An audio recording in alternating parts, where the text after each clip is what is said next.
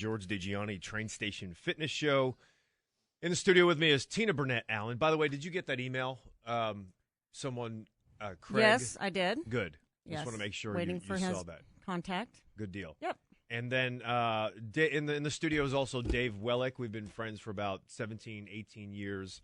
And Dave and Tina got together because Dave put this new program together. And Tina said, this has really helped me with my core functional fitness and everything that I'm doing.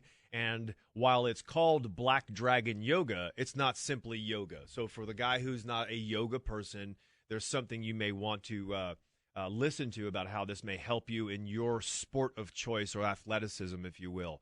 So, Dave, good morning to you. Good morning, George. Tina. Good morning. And I when you meld yoga and martial arts together, you call it Black Dragon Yoga, and that's what Dave said he's brought to the forefront. When I thought of that, the first thing that went through my mind is, how do you meld punching and kicking with static yoga moves or positions? Yeah. And so you have created, and we'll talk about this a little later, a DVD that has these moves. So for people who don't live in Dallas-Fort Worth and want to be able to expose to this, and I thought it was real interesting. So where did this come from? Well, I'd been practicing martial arts and yoga for a long time, and I was actually looking to deepen both practices, and I was looking online to see if anybody had put something like this together. I thought it was a natural fit, actually, to me. And I trained with both of these styles, and when I first started with training both ways, I'd do martial arts at an afternoon class, and then 5 or 6 hours later, I'd go into my yoga teacher, and I'd go learn yoga. And I found through practicing both of those, not only though I was crippled sore from practicing both pretty intensely at the same time, but I was learning that my body was changing pretty rapidly because one really fed into the other. I could kind of, in some ways, I could recover in the yoga practice from the martial arts hard training that I was doing. But then I discovered, too, that some of the hard practice of yoga, I was recovering in the martial arts, too. So I also saw my flexibility and things start to come together a lot quicker than some of the people that are the guys that were training at the same time as I was. And I thought there was something to this. And I thought maybe somebody has put together a system already that has specific yoga movements to help their martial arts practice. And I didn't really find anything. So what was missing from yoga, though, that made you say, I've got to introduce something, whatever that something is, into yoga that makes yoga better, and then also vice versa? I think we know the benefits of yoga for martial artists. Correct. But there were not any explosive movements in yoga. There's a lot of static holds, which is great, and the muscles need to do that and hold that in position of a complete stretch. But our bodies work a lot more in the middle ranges of motion, and so there weren't a lot of those kind of movements. In martial arts, there's more explosive activity, and I just knew my body responded well to that as well. But then also the static holds were something that the martial arts was missing. I wasn't holding positions for really long times. And so I found a balance in those two things to challenge the body that way. I'll have to say I've never been a big yoga person until kind of lately, and more so with David, because I'm an explosive person, as most people know that. That's what I like to do. And right now I can't be explosive because I've, screwed up my knee snow skiing. Right. But I also have osteoarthritis in my hip. And when I see that it's about hip mobility, but really it's about joint mobility. The last class I took, you talked about how important it is that you get all of your joints mobile because one joint affects another, right? Correct. And so but doesn't yoga already address all joints being mobile? Regardless of the type of yoga? Yes. Yoga, a good yoga program will address all the joints. But as I said, just holding these static movements, there's a limitation there. The body is capable of these explosive movements, and if you don't do those, you don't incorporate those into your workouts at all, you will lose that ability. And eventually, the static holds you had to think about. Lactic acid does build up in holding all those positions. The explosive movements will release that lactic acid, so you still have toxins that will be holding in the body from that. And I've seen degeneration in really advanced yogis And then down the line, they're getting hip replacement surgery, and I was also curious about that. So somebody that's so mobile in the joints, so flexible in these things, they're having hip problems. How is that happening? Well, I saw that there's a lack of that. There's no explosive movements in there as well. I'd also say that there are some other variables, because I imagine some orthopedic surgeons listening might say, well, there could be elasticity issues, lengthening of certain connective tissue. Tina just experienced that with her ski injury that she had. Some people are more, what were you saying, more tolerant and less tolerant? Yeah. When people are asking me, well, aren't you going to get surgery? Well, the way it was described to me is there's copers and there's non-copers. There's people that structurally, mechanically, neuromuscularly, whatever it be, that can actually do everything they did before without an ACL. Like there's guys in the NFL Tell playing. people what an ACL is. ACL is the anterior cruciate ligament. Mm-hmm. It's the ligament that keeps you from basically hyperextending your knee. And the doctor looked at me and he said, well, I didn't tear my meniscus, and I do have bone bruises, and those have to heal before surgery could even be done. But he felt like I was going to be one of those people that didn't have to have surgery and that could still snow ski and do everything I wanted to do. I've heard a lot of people that want to say, oh, there's no way. But, even the therapist I'm going to, who's fantastic and works with professional athletes, said that's exactly true. And you might be one of those people, which would be great. And even my doctor said, maybe, it'd be good for you to start doing yoga. And I mentioned that to you, David. Right. And then my therapist was like, not yet. Maybe you should wait, especially with the explosive movements. But I'll have to say, I've taken your class, I think 3 times before I got injured. And it is very different because I get bored in yoga, to be honest with you. And there's so many different types of yoga. And I've had more friends texting me going, what the heck is Black Dragon Yoga? And I'm like, listen to the show and you'll find out. But it really is neat. It's very challenging. I wasn't expecting it to be as challenging as it was when I took it. But you have a lot of guys in there, and then you had some girls. But I thought it was a great workout. My doctor was amazed at the range of motion I have in my hip that's osteoarthritic, and so was my therapist. And I think I've been doing outside of his class that's still doing that stuff on my own. I've been doing it with my clients. My clients are amazed at how, because I have an 87-year-old with, has had a hip replacement, and she's moving better. Mm-hmm. She's feeling better. And I'm just doing I'm not doing the explosive stuff, but some of the hip mobility stuff and work with her. So, if you're doing yoga, I have a lot of friends that do yoga. This is such a great alternative because it is adding that explosive element. I think makes it not just it's not just good for your body, but it's a little more fun to me. Right. It's lots more challenging. Right. So, sir, there are 2 things that I listen to Tina say that make me say Black Dragon Yoga or something of its similar attention grabber, if you will, is good for people like Tina with ADD. Right. Thanks, George. Right. I'm kind of there with you. So it's novel. It's constantly changing. I'm taking from not only my martial arts experience, but my yoga experience, and then also I've been a personal trainer for almost 20 years too. I've observed, been around some of the best trainers and their styles, and so I have a lot to pull from. So each class, there hasn't been one single live class that's been the same. And so anybody that's been practicing, if they've come every single time, they've gotten a new, unique workout experience. Is that because you don't remember the routine? You make it up as you go? That's part of it. No, don't we all? No, I do improv in the moment, but I'm very responsible to all the joints. I have it in my head which joints, because I'm doing a lot of the practice with you. I know which joints haven't been hit, and we're going from knuckles and toe joints and the toes. Every single joint is getting addressed. Because all of them there'll be a buildup of uric acid in any of the joints. So there's very few workouts, or I don't think I've ever found any workout that really has addressed every joint like this does. So let me interject for a moment. You just said working on the joints of the toes. There are several shows that we've done where we talk about people wearing dress shoes or these sneakers that have a lot of lift in them. Yes. And losing foot proprioception. Your toes aren't grabbing anymore. Right? Right. And when your toes don't grab, it affects the mechanics of the rest of your body. You can actually have headaches because you're not planting and walking right? Right. And so I like that you're talking about addressing all of the joints, specifically ones that may be underworked. and we take advantage of. People get bunions, and if they're susceptible to get them, they're going to get them even more because they're not working. The foot is not working, and so that's a good thing. One thing I'm also heard back from Tina where she talks about how she's injured now, she's not doing certain explosive movements, and then you have this older client. What about the people? They go from zero exercise, or they have a limitation, age, injury, whatever that is, and they can't do explosive movements yet. Is there an assessment, number one, and number two, is there a transition into going to Black Dragon Yoga so people aren't intimidated? Well, if I'm training, I do private lessons too, and so I could do an assessment with individuals. I usually talk to them beforehand if they're getting started and to say if there's any limitations in the joints, you have any knee problems, back problems, say, while you're doing this program, listen to your body. If there's any sharp pains and things like that, you need to cut it out.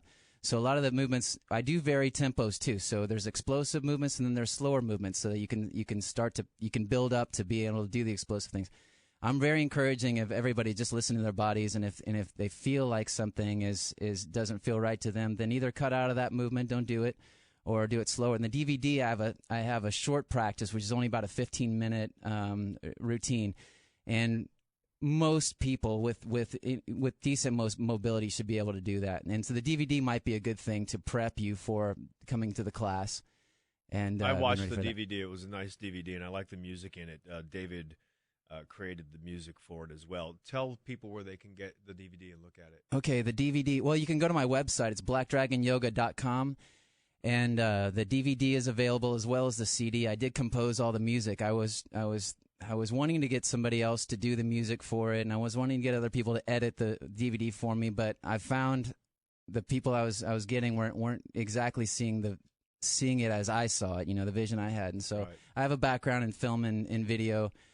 I went to art school for it, so I edited the thing myself, and I'm a musician as well, and so I compose music that's specific to the routine. It actually starts out very slow and calm, and builds through the routine to hopefully inspire you in the middle of it, and then by the end it kind of softens back down. But it is good music. It's just instrumental music. It's music that you could just you could train with, or you could just have it as good background music, but.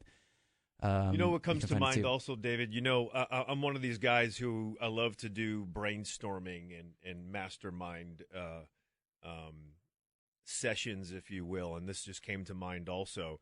You may want to try to get a bunch of testimonials from people who have had limitations or come back from injuries like Tina while using your system, and bring those to certain orthopedic surgeons and say, look, just... if you need some, or even physical therapists. Look, I offer this system. Here's some of the people that have benefited from it, and see what you think about it. And they might say, well, Terry can do this, but she can't do an explosive movement with her leg, but she can do it. Whatever. Right. I mean, just a thought about getting it into the hands of practitioners that might not normally think of this system. Right, and that's a great idea. And I guess what I've done is I put this out in 2012. And it's been kicking around. I've been working with this. I didn't exactly know what I had yet. And so I've been experimenting with bodies and watching people work with this. And I have the science behind it too. But now that I'm seeing enough people do it, and I am putting together testimonials. That's interesting you said that. But we'll see where this goes exactly. But I do believe in this system. I don't think it's a trend. I think we need to do mobility exercises no matter what you're doing.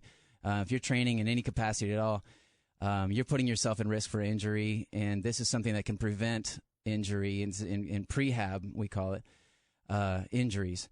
Especially overuse exercises. So earlier you alluded to the people who become these advanced yogis and have injuries later on in life, right? Because that's all they do. And then you have people who only do explosive moves, and they're hurt because that's all they do. Right. So if you can meld the two together, and then watch for where your limitations are, you can certainly benefit from that. Okay, coming up next, we'll talk more about, and I think we might want to take some calls today. So if anybody has any questions or comments about this, and you say, well, I normally do this hatha yoga or whatever power yoga that you do, would this be incorporated with it? Can I incorporate both? I don't know. David will certainly address that. 888-787-1310 if you want to call us about this system, how it may benefit you. Tina's been involved with it for a while now. George Digianni, Train Station Fitness Show. Next to me is Tina Bernet Allen, And also my guest today is David Welek, who created a system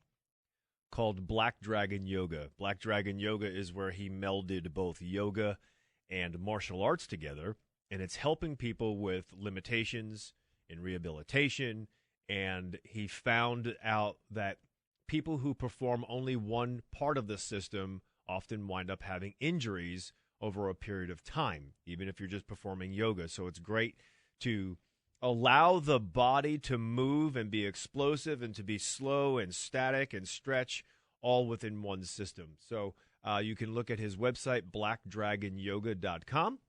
And I think I gave the number out if you want to talk with us, or David rather, about any questions you have about yoga, benefits, disadvantages. Call us 888-787-1310. I think before we move on, Tina, let's go ahead and take this caller. Bren in Dallas, you're on the ticket. Hey, I was just calling to ask your guest how Black Dragon Yoga could potentially help an aging Australian rules football player and boxer. So that's really broad, Bren. What is your limitation or concern? Yeah, just looking to improve athleticism and flexibility.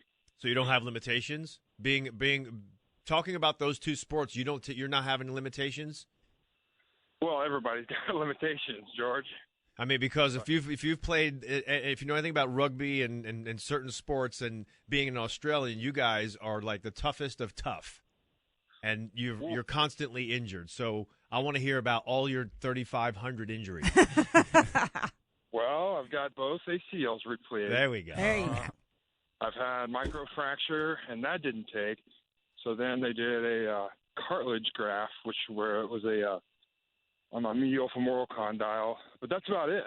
Wow. That's pretty good. Surgeries. You need some Black Dragon Yoga. Yeah, so Bryn, do you have any background in yoga? Are you doing any sort of mobility work already? Yeah, I do a hot yoga class about once a week.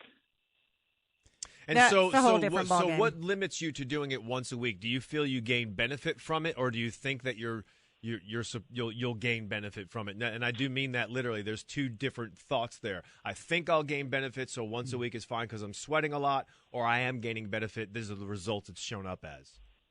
Just time. If I had more, 2 hours more in the day, I'd do yoga every day. But I'm intrigued by Black Dragon Yoga because I like the idea of melting together explosive movement along with my yoga practice. Right. Well, that's what you're going to find. In doing the class, one thing I tell my students is if you hate a particular movement we're doing, we're moving on from it shortly. So mentally, just hang in there with each movement that's presented to you, and we're going to move on to something else. So if as Tina was talking about before with the ADD sort of thing, it's George. Oh, and George. Yeah, forgot already. He was Tina saying was the I was recipient of ADD, George's which is comment. not true. Okay. Well, it's novel. I mean, you're going to be presented with so many. The brain is going to be constantly stimulated because it's not sure what's coming next. So if you're doing a hot yoga class, which obviously I'm biased towards too. I mean, I'm still practicing that as well. But if that's what you're used to, Black Dragon Yoga is going to present some other challenges for you athletically, particularly. And so I think I see a definite carryover into whatever sports you're into. David, so someone like him or Tina who have ACL injuries, and no, Tina's not worked through hers yet, what particular moves would you do for these people? Because there are a lot of people who know what an ACL is and they've had an injury. Right. And then which ones would they stay away from? Well, as I said earlier, any sharp pains you need to avoid. I would have people move very slowly through circling type movements with the hips and actually kind of almost coerce the muscles surrounding to give permission to train, so that if you have knee injuries, sometimes I'll have people in during type of holding low side lateral lunges and then slowly sliding across onto the other side. As you're doing that, if there's pain in the knee, then I'll give cues as, set your weight back more into your heel, or go slower, or turning the toes out, very specific little movements, and all of a sudden the pain is not there. And so we don't want these movements to have negative signals into the brain too, to say, okay, this is painful, this is dangerous, or something like that. So you're always trying to gravitates toward whatever it is the least painful. and really granting permission. That's something we're constantly confronting in this practice. Bren, any other questions? Where can I take the class at in Dallas? Yeah, good question, Bryn. I'm up at Extreme Iron Pro Gym. It's a new gym. It's up on Preston Road. It's between Frankfurt and Campbell. And so you can go online to see extремeironprogym.com, and you can actually you can reserve a space in my class through that website. And you can reserve a space also through blackdragonyoga.com.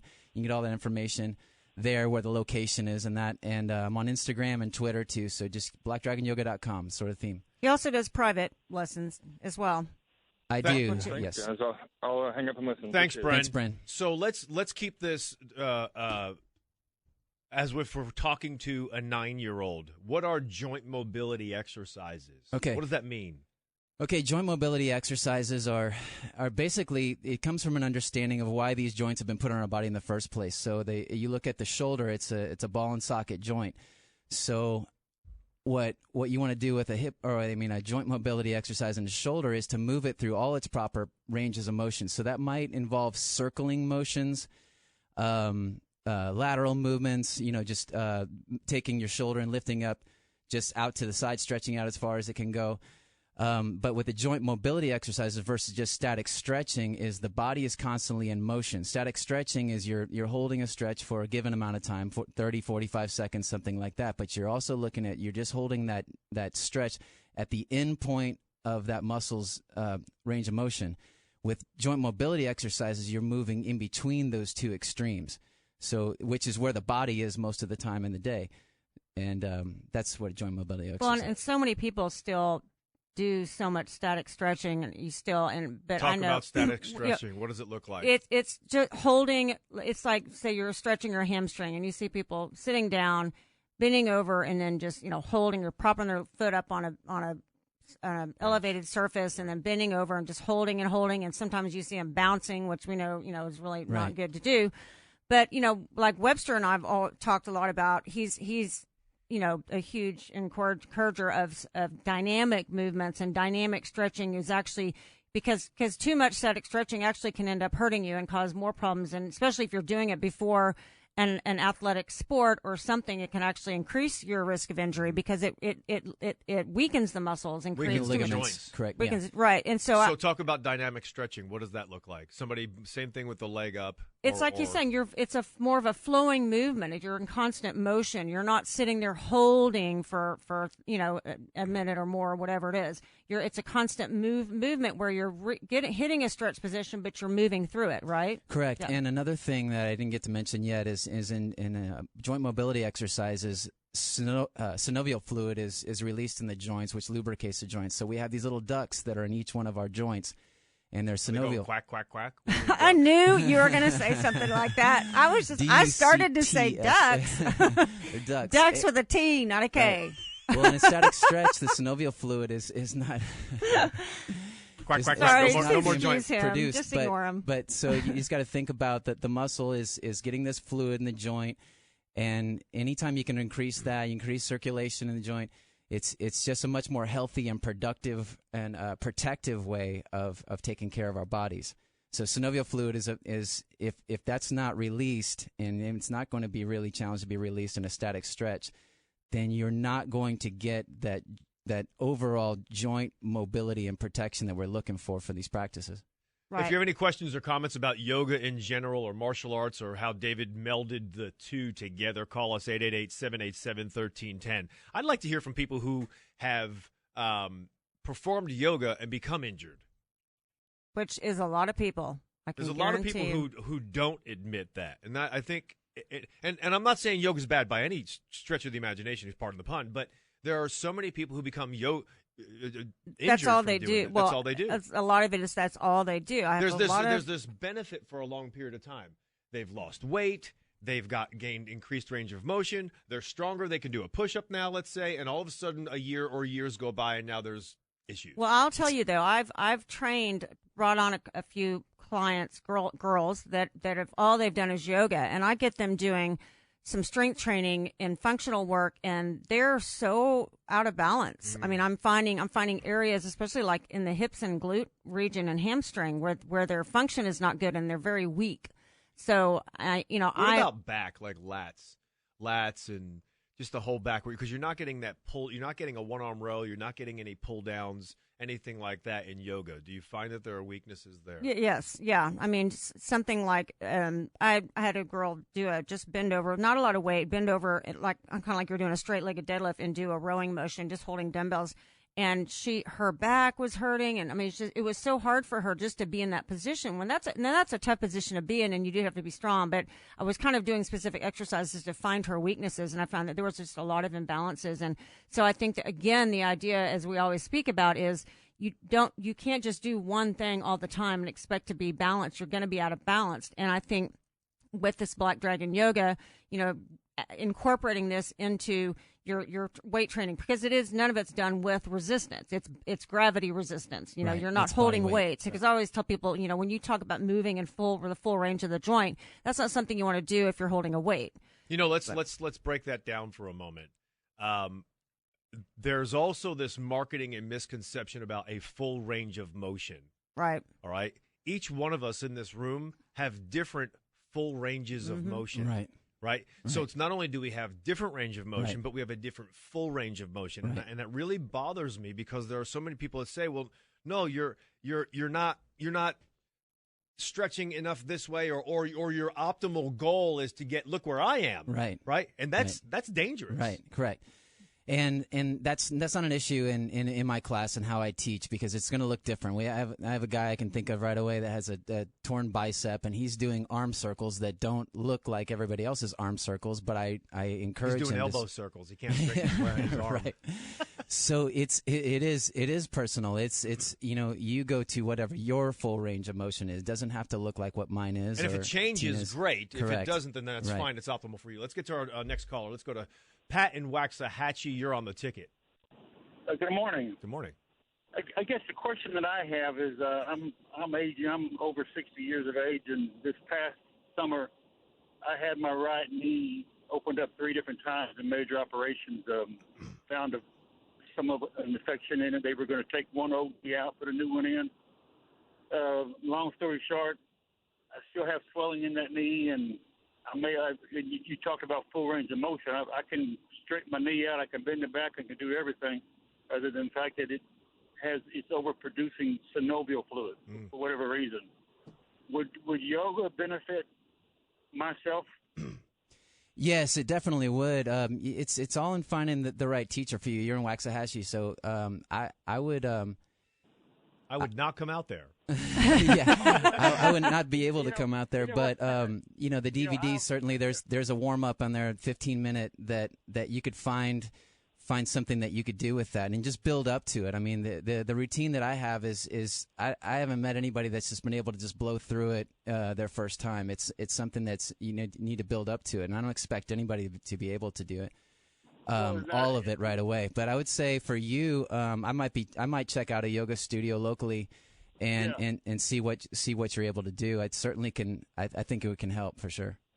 Sure. And a caveat on top of that, I had a neck injury. I had 3 of my cervical vertebrae fused this past December, so I'm kind of a walking titanium person right now. But I do need to lose weight, and I do need to get more flexibility. I know that. So one of the best things you can do, Pat, and I'm glad you're calling, by the way, that you're not afraid to exercise. There are so many people who are older that are afraid to exercise when they have an injury or the fact that they're older. And it's one of the worst things you can do, because you need to keep that blood flowing and nutrients in the muscles and constantly moving, because our body was intended to move. We were born to move. Right.